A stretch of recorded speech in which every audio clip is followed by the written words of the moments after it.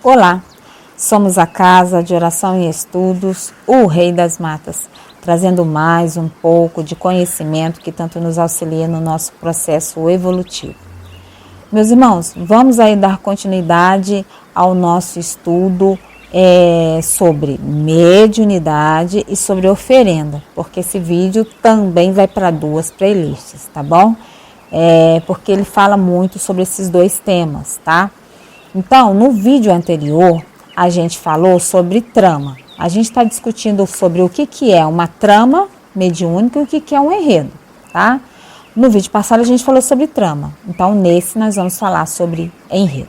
E para você que perdeu o vídeo anterior, então não perde seu tempo, já se inscreve no canal, ativa o sininho para receber todas as notificações e já deixa seu like aí, que eu tenho certeza que você vai gostar, tá? E depois você comenta, compartilha, ajuda o canal aí a manter viva a chama do conhecimento, tá bom? Lembrando que nós não estamos aqui no YouTube para que sejamos monetizados, e sim para que a gente possa espalhar aí o conhecimento de Pai Oxóssi a todos os nossos irmãos aí em humanidade, tá certo? Então vamos lá, vamos falar sobre enredo, né? A palavra enredo, quando aplicada às posições dos orixás na coroa de um médium, tem o significado de distribuição, tá? Então, assim, agora a gente vai falar especificamente porque somos filhos de todos os orixás, tá? Todos os orixás são os nossos pais, estão em todos os oris, todas as coroas mediúnicas, né?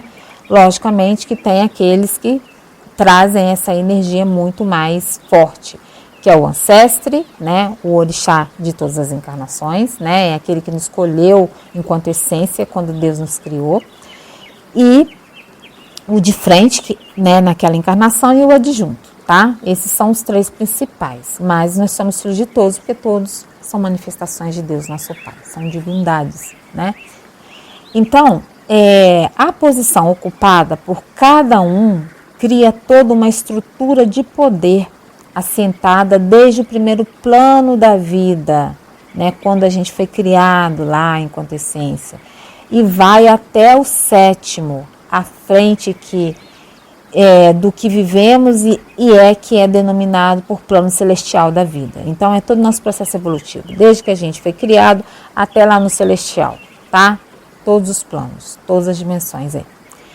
Essa distribuição varia de pessoa para pessoa, e dificilmente há uma repetição de enredos, né? Que é essa distribuição dos orixás na coroa mediúnica, né? Pois ele é o código de sustentação divina dos seres. Então, quem já viu aquele filme? Olha aí, já vai eu falar de coisa que é totalmente fora do que a gente entende sobre Umbanda. Mas, vamos fazer uma comparação? Quem já viu aquele filme Matrix, né? A gente vê lá, né, que o que é realidade lá para eles, né, não passa como fala, são programas, né, e o que não é realidade é quando eles estão lá naquela outra dimensão lá, né. E aí apareciam os numerozinhos, né, que pareciam códigos, né, de coisa de computação, aquela coisa toda. Então, imagine tipo isso daí, tá? Então, são códigos, então para cada um é de um jeito. Quando você vê alguém, eu sou filha de Iemanjá, aí o outro, eu também sou, de frente. Aí o outro fala assim, eu tenho um adjunto, eu tenho Ogum, ou eu tenho fulano, eu também tenho mesmo, a gente tem o mesmo orixá, né? E se aí sabe o orixá ancestre, e aí acaba coincidindo de ser a mesma coisa. Gente, nem sempre, tá? Porque toda essa codificação aí, ela acaba sendo diferente em algum momento. Então, os orixás, eles se manifestam na coroa de cada um de nós de forma diferente ali, esse código, né? Então, para um é diferente do outro. Gente, mas são milhares de seres humanos, são bilhões aqui na Terra. Como fica assim? E tem vida em outros planetas, e aí, como é que fica? Gente, será mesmo que são só, por exemplo, na Umbanda Sagrada se cultua 14 orixás, né? Sabendo que cada par de pai e mãe orixá representa um trono onde estão assentados os outros orixás. E a gente pode contar quantos orixás são, na verdade, então? Não são só esses 14, são muito mais. porque a criação de Deus ela é infinita. Então, as manifestações dele, a gente não pode especificar quantas são. As formas com que Deus se manifesta aqui na Terra e em outros planetas. Então, esse código para cada ser é infinito. A gente não tem como a gente contar isso, tá?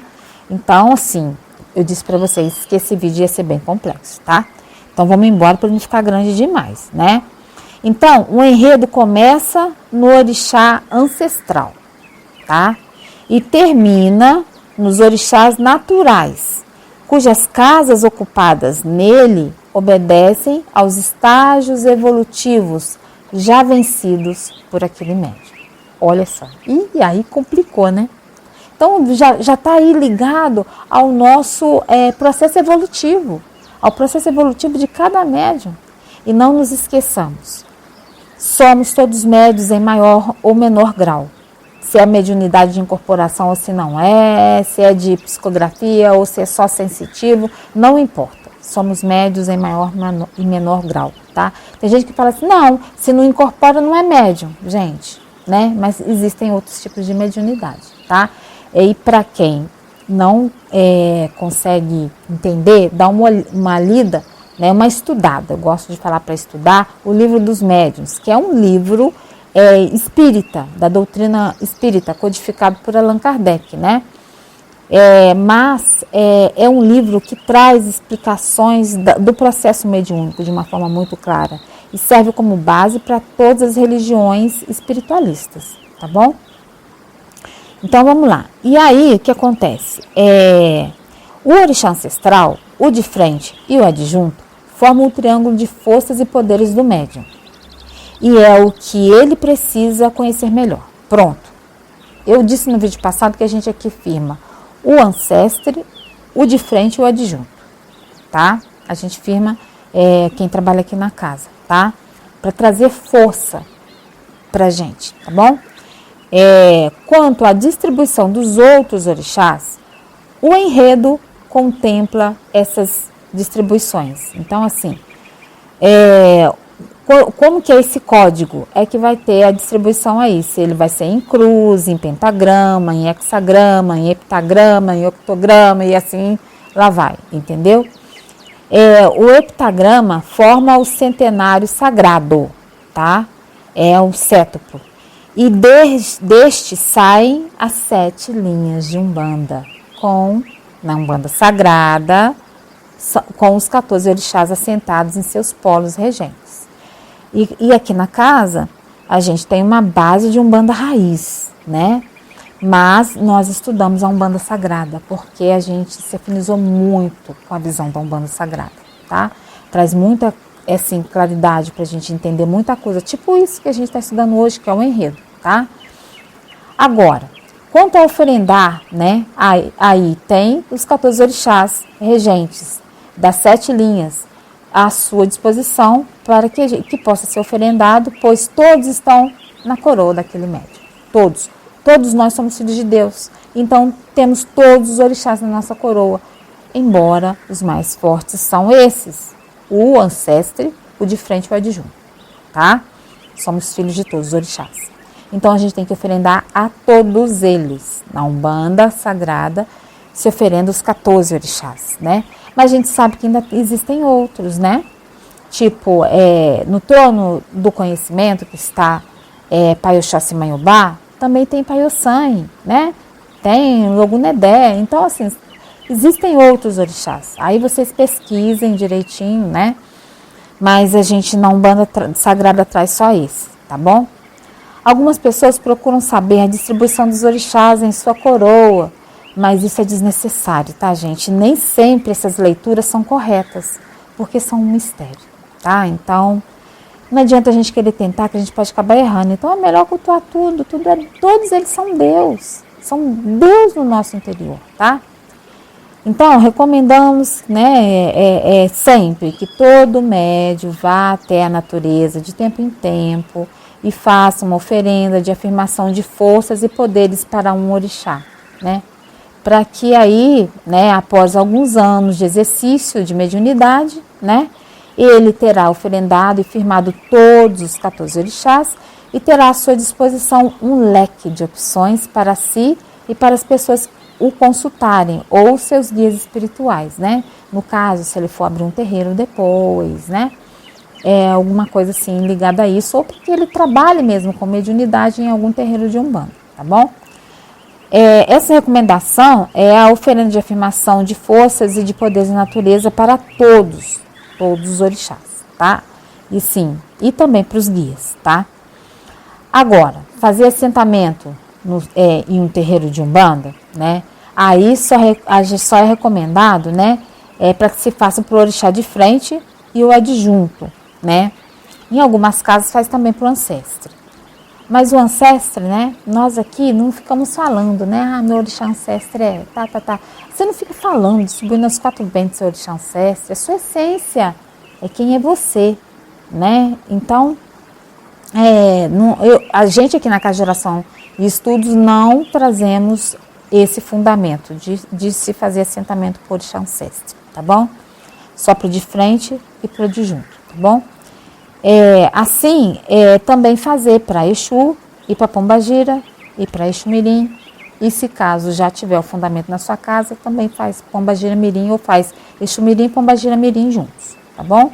Se esse mistério você ainda não fez essa separação deles, tá bom?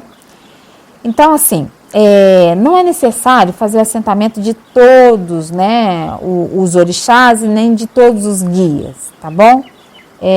Que tem ali na sua coroa mediúnica, que tem esse enredo, nesse código, né, da sua coroa mediúnica. Até mesmo porque você não vai saber tudo perfeitamente, corretamente, tá? Então, você faz para os principais ali.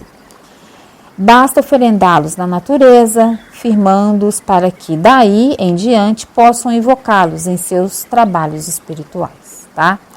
Todos os médiuns umbandistas devem saber o indispensável sobre sua religião, para que nunca a achem inferior a qualquer outra, e saiba que a Umbanda é como deve ser. E é assim que é, porque Deus a quis assim e não de outro jeito, tá bom? Se os umbandistas reproduzem muitos dos procedimentos de outras religiões, no entanto, devem saber que elas também estão reproduzindo os de outras, muito mais antigas que elas ainda. Então, assim, a Umbanda, a gente pode dizer que ela é um conjunto de adaptações de outras religiões, né? Porque a Umbanda ela foi criada aqui no Brasil. Então, pegou um pouquinho do catolicismo, do espiritismo, do candomblé, né? Então, assim, isso tudo para trazer aí uma base. Mas isso a própria espiritualidade trouxe, tudo isso dessa forma, tá? E aqui na Casa de Oração e Estudos do Rei das Matas não foi diferente. Temos aí o sincretismo através das imagens católicas, oramos algumas orações católicas, né? Então, assim, tem tudo, tem muita coisa. A gente usa pedras, né? Então, tem todo um conjunto de ideias espirituais que foram trazidas pelos espíritos, tá bom? Então, assim, todos os cultos, né, afro-brasileiros se servem das oferendas, das firmezas e dos assentamentos de forças e poderes, tá? Só que não foram eles quem inventaram quaisquer de suas práticas, e sim reproduziram as de religiões muito mais antigas, muitas das quais já são até extintas, tá? Astecas, maias, né? Os egípcios, né? Então, quando alguém, querendo mostrar-se superior, alegar que você, um umbandista, copiou suas práticas, né? Então, assim, não esquenta a cabeça não. Não está nem sabendo o que ele está falando, sim. Então, ele não sabe que os próprios conceitos dele vieram de outras religiões, né? Então, não se deve discutir sobre isso, tá? No campo das oferendas, das firmezas e dos assentamentos de forças e poderes da natureza, essas práticas são universais e vêm sendo praticadas desde os primórdios da humanidade. É só a gente fazer uma pesquisa que a gente vai ver. Não sendo propriedade ou de uso exclusivo de uma ou de outra religião ou de uma ou outra tradição, tá? Os povos pré-históricos já realizavam oferendas com o propósito de acalmarem as forças e os elementos da natureza. para se fortalecerem diante de forças e poderes opostos ou antagônicos, né? Para a proteção pessoal ou coletiva, para a cura de doenças e prevenção da saúde, para afastar a miséria e trazer a prosperidade, para afastar calamidades e trazer a paz, e assim por diante, né? Então, isso tudo relacionado às oferendas, às firmezas e aos assentamentos não foi inventado ou iniciado pelos antigos praticantes dos cultos de nações oriundos da África, mas são práticas realizadas por todos os povos desde tempos assim imemoriais, e não se justifica a atitude de alguns praticantes de outros cultos afro-brasileiros em atribuir, né, à Umbanda uma imitação dos seus ritos de oferenda, pois os egípcios antigos já faziam isso há 6.000 anos, quando ainda não existiam de forma organizada os povos que geraram os cultos aos orixás. Um culto novo e comparado aos mesopotâmicos, ou os chineses, ou os tibetanos, ou os hinduístas, ou até mesmo polinésios, todos muito mais antigos que os que surgiram nos antigos territórios atuais da Nigéria, do Daomé, da Angola, etc. Tá? Se esses outros povos já faziam isso há 6.000 anos e faziam sacrifícios de aves e de animais, ofertavam flores, frutas, comidas e objetos com propriedades mágicas, né? E realizavam tudo isso em locais tidos como sagrados, nossos pontos de forças e de poderes da natureza, né? Então, quem copiou todos esses povos, né? Então, vamos pensar, vamos estudar, né? Não vamos sair criticando, né, aquele segmento religioso, tá bom? Você, que é um médium, um umbandista, jamais deve se sentir inferiorizado em alguma de suas práticas mágicas, tá? Religiosas e ritualísticas, pois elas são suas, né?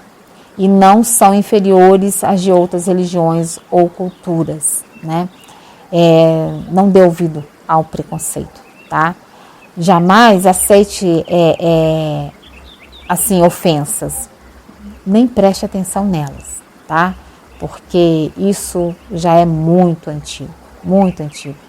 E desde a última era glacial, né, os remanescentes de culturas muito mais antigas só praticam o que já existia, tá? Afinal, no campo das oferendas não há muito o que criar ou inventar, porque é um campo ilimitado, tá? É um campo limitado, quer dizer, não é ilimitado, ele é limitado, né? Então, é Deus ali e pronto, tá? Qualquer divindade que seja da Grécia, é Deus, é tudo representação de Deus, tá?